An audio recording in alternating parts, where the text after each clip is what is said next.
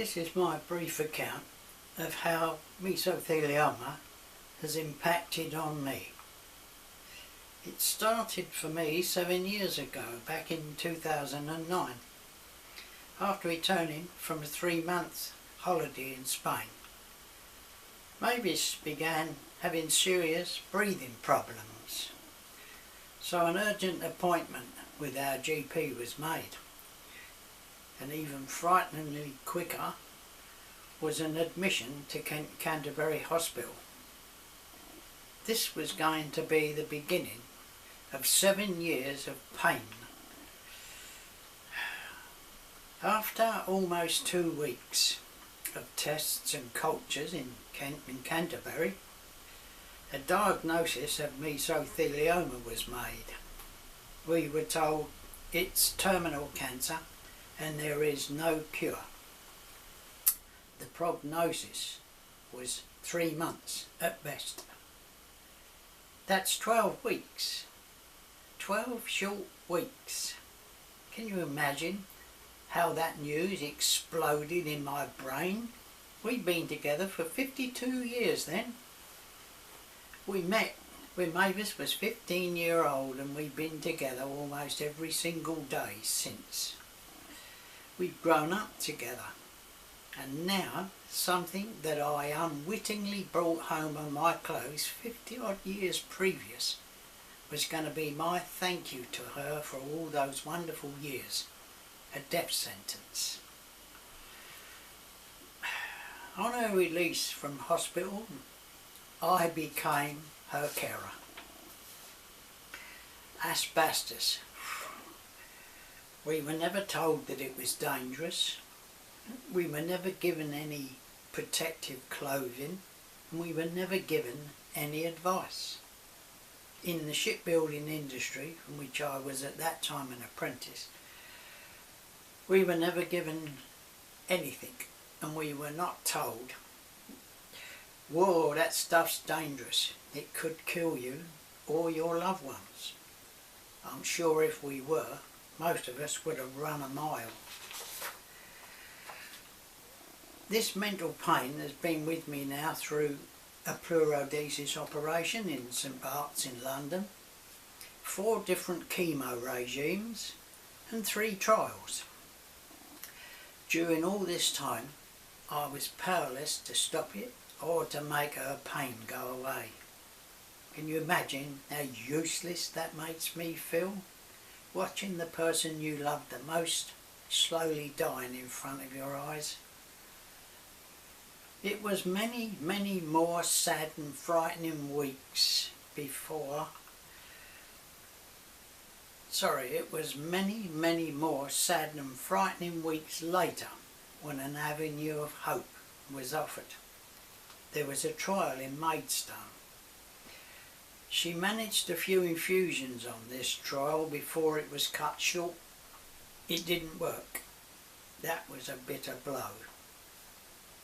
Several more weeks passed before a last chance offer of another trial in London, and even more weeks of consultations and tests and biopsies, only to be told, sorry, you don't fit the criteria. Devastated, we were referred back to Canterbury for one last go at chemo. Oh dear, you know the score. It's a long 12-hour day, and 10 of those connected to a bag of chemo every 21 days for 10 months. Each of those infusions gave us about 10 days of sickness with her head down the loo and 10 days slowly recovering, only to be hit with another 10 days all over again. And at the end of those 10 months, the last scan, we get the news, we're sorry, but this is just not working, your tumours have grown again. We have no 5th line chemo to give you, we have nothing else we can offer. And the sad advice that we received then was go home and do what you have to do. Stunned silence. we were painfully aware of just what that meant.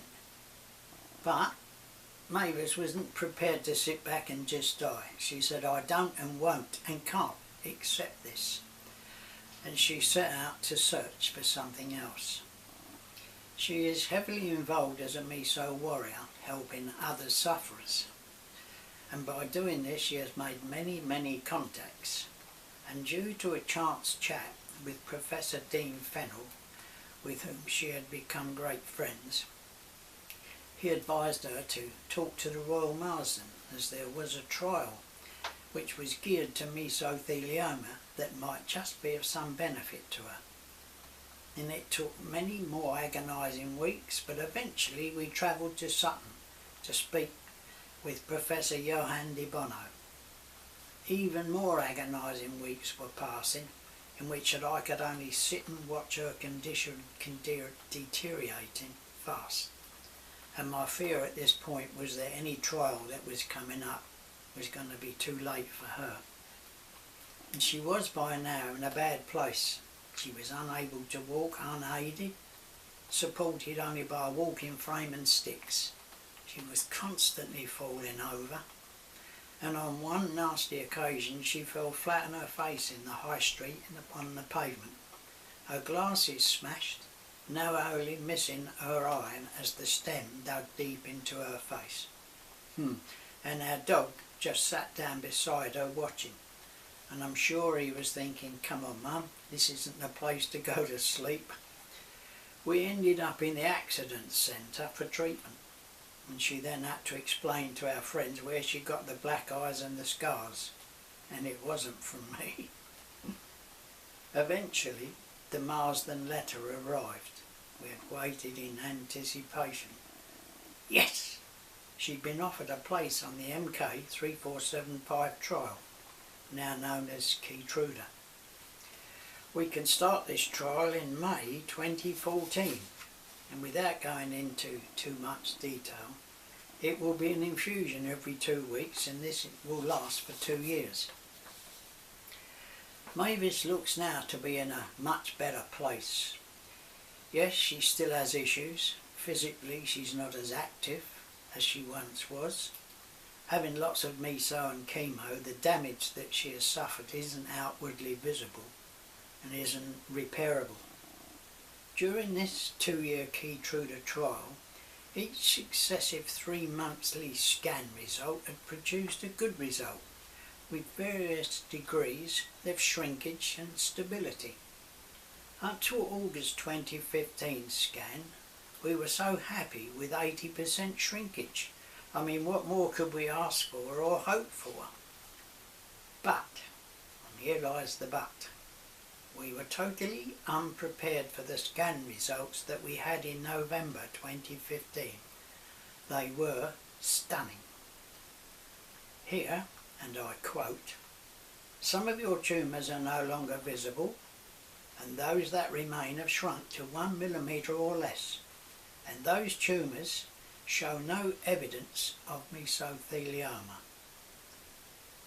Oh my God, that's the best news we've had in 7 years. So, continuing with the fortnightly treatment and a further scan in January of this year, the results of which we were dreading because Mavis said this good news cannot continue. But the results were no evidence of meso and no additional tumours visible. That's fantastic news. Optimistically, once more we continued with the treatment.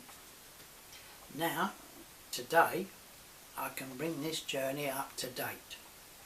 The latest scan results taken on the 19th of April this year, only a few days ago, show it was described as CR.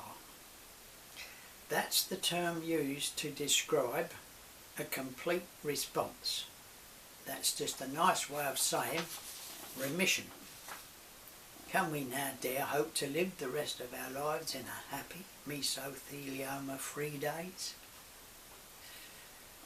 And now perhaps I can end this journey on a lighter note. During this period of becoming a carer, I've become quite domesticated. See those bits of crockery sitting in the bowl? Well, I can now wash them up. Not only did I find a hoover in the cupboard, I can work that too. I've mastered the washing machine and the tumble dryer. Top of my domestic degree is using the microwave. But, saving the best till last, I began learning to cook. Now for me, that's got to be worth a cap and a gown. And my general housework skills are now second to none. My diploma must be imminent. I just want to conclude by adding my eternal gratitude to all those doctors and nurses that we've met on our journey. And my heartfelt thanks to them all is unmeasurable. They will never know how fully grateful we are for our treatment, because without their dedication, Mavis wouldn't be with me here today. So, this is how mesothelioma has impacted on me, and I thank you for listening to my journey.